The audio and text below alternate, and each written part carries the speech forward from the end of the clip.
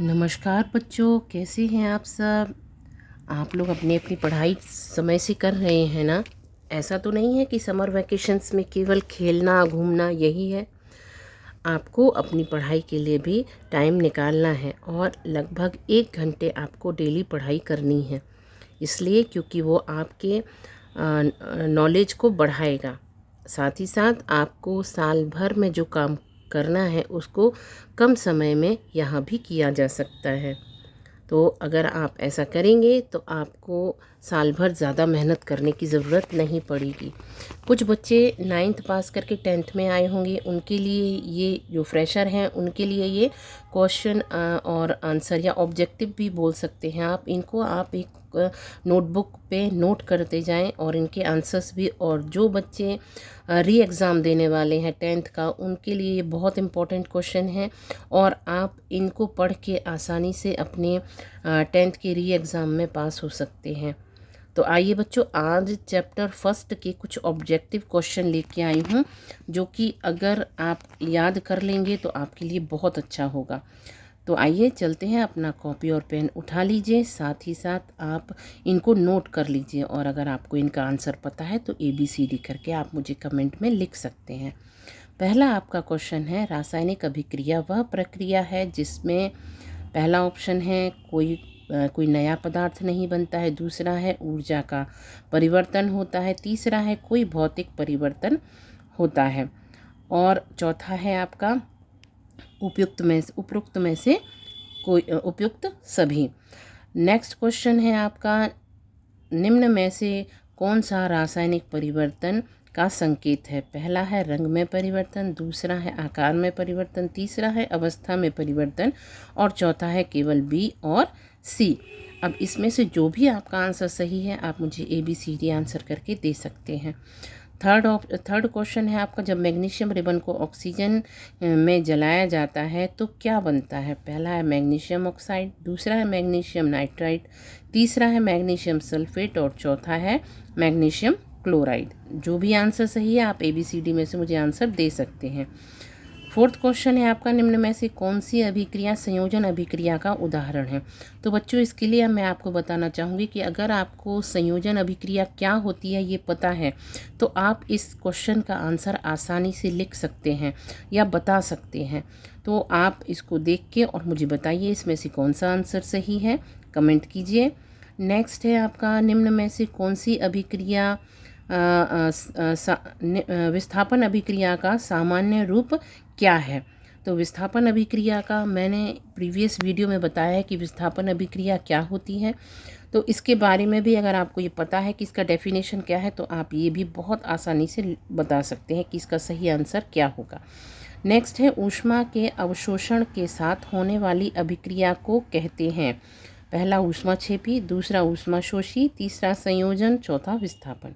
Next है, निम्न में से कौन सी ऊष्माक्षेपी अभिक्रियाओं का उदाहरण है।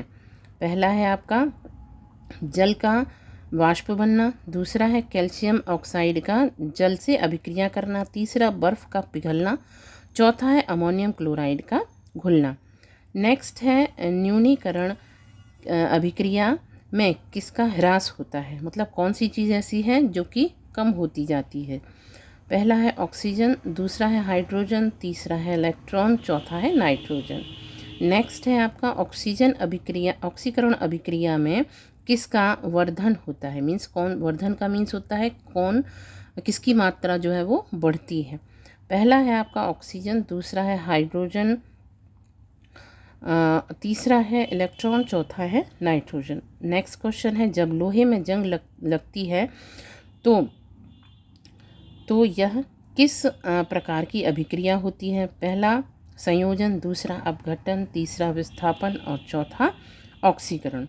नेक्स्ट है आपका क्वेश्चन, निम्न में से कौन सा युग्म ऑक्सीकरण अपचयन अभिक्रिया का उदाहरण है। तो आपको वो बताना है जो ऑक्सीकरण और अपचयन अभिक्रियाओं का एग्जाम्पल है। नेक्स्ट आपका क्वेश्चन है, जलीय विलयन में विद्युत धारा प्रवाहित करने पर जल का अपघटन होकर बनता है, क्या बनता है।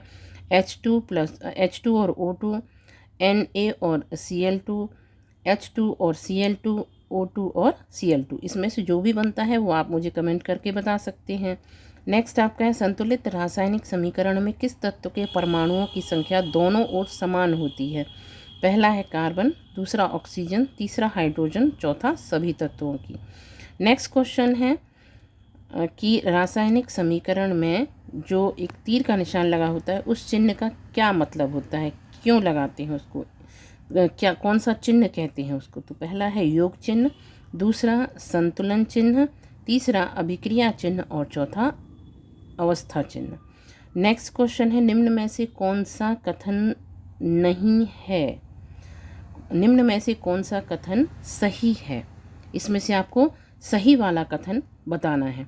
द्रव्यमान ना तो उत्पन्न होता है ना ही नष्ट होता है। सेकंड है ऊर्जा ना तो उत्पन्न होती है ना ही नष्ट होती है। तीसरा है सी वाला है दोनों ए और बी, और लास्ट डी वाला है इनमें से कोई नहीं।